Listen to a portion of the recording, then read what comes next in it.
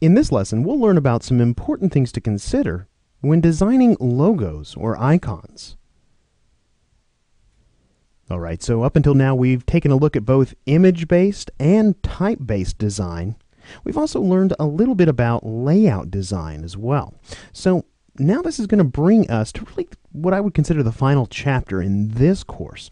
The last thing I wanted to present you with is really the bread and butter of any graphic designer's job duties, and this is logo and icon design. So now a lot of confusion exists between these two, and maybe you aren't quite sure what the difference between a logo and an icon is. Well, let's come over here. We'll just go ahead and go to the next page here, and hopefully everyone is familiar with the two icons you see here on the left.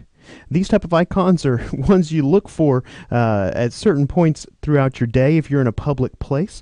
So these are restroom icons. One indicates a men's restroom and one indicates a women's restroom. So these icons speak very, very loudly and communicate oftentimes a very important message to its target audience. So icons still convey a message through imagery. But the difference between an icon and a logo is that these icons on the left, they don't have to sell a person, a business, or a product to its audience. These are purely communicating a message. All right? So a logo, on the other hand, as we see here on the right, albeit this is a fictional television network for Mo Television, this logo on the right has to sell the client to the audience, the client being Mo Television. So this is a mark that would appear on everything from letterhead to envelopes to television openers to probably the front of this television network's building. So a logo does a lot more than an icon does. And oftentimes, really, a logo could be considered sort of a hybrid of image-based and type-based design. This is a really great example of how to merge the two, how to integrate imagery with typography. So we've talked a little bit about what a logo does, but what you should know is that a logo sells a person, a business, or a product as the client to a specific audience. Oftentimes it actually communicates what the function of the client is as well. So if we look here at the Mo Television logo, the fact that the imagery here is an old style television with the words Mo bursting out of it, that indicates that, you know, this particular client has something to do with television. So you can see the imagery fits the core function of the client. Let's go ahead and go on to the next page here. All right. So logos are very, very important to graphic designers. And the reason being is because oftentimes for a client, decisions are made based solely on the identity or the logo for that client on whether to purchase their product or to use their business. Let's think about maybe the last time we were at the grocery store. When you were standing on the bread aisle and trying to pick out which loaf of bread you were going to purchase, what was the deciding factor in the decision you made? Did it have anything to do with the look of the packaging or even the logo on the bread itself?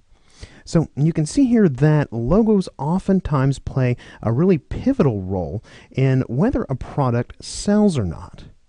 So what exactly receives a logo? You can see here that we have several different logos in front of us here. Well, we can design logos as graphic designers for any number of different types of projects. So as you can see here, maybe the logo is for a book title. Or maybe it's for a business, like this Mayhem Scooters logo or this Griffin and Associates, and even this Angry Taco. This Angry Taco logo was intended for a business that is a taco truck. So, or the logo itself could be that in which it belongs to a product. So you can see here that this Roscola logo was intended for an electric orange flavored soda. So really, logos can be designed for a number of different projects, ranging from books to businesses to products. Really anything under the sun, we can design a logo for that. Now, what's going to really determine whether we've designed a good logo or a bad logo for a specific project? Well, there's a few guidelines that I like to keep in the forefront of my mind when I'm designing a logo for a client. Now, one of those is that good logos are memorable. We want that logo to leave an impression on its audience. We're obviously communicating a message, but when that audience hears the name of that product or that business again, we want them to remember what the logo for that looks like. So good logos are memorable. Now, a good logo also has a strong concept at its core. So whatever concept that you decide to go with inside the creative process when designing the logo, that concept should be evident. That concept should be the thing driving the design that you come up with. And it should show in the end product and be able to be discerned by the audience. So if we take a look at some of the conceptual directions for a few of these logos here, say this Angry Taco logo here, for example. The Angry Taco was likened in this logo to the name of this luchador, this wrestler. And you can see here that he's very angry, so he's got his fist raised in the air and he's pounding the ground where these letter forms are sitting. And the letter forms are reacting to the vibrations of him hitting the surface, and you can see they're jostled and bouncing around. So we've got concepts that are evident in all of these logos. Just to talk about briefly another one, if we look up here at Mayhem Scooters, we spoke earlier in this course about this logo being that this client wants to penetrate the market for Harley-Davidson motorcycles, that biker market. So the type of guys that would be wearing leather jackets and boots and things of that nature, the tough guys. So in this logo, we've designed that so that that logo would appeal to that audience. It almost has a tattoo-like feel to it, if you will. So this is a logo that I could see on the back of a biker jacket riding down the road.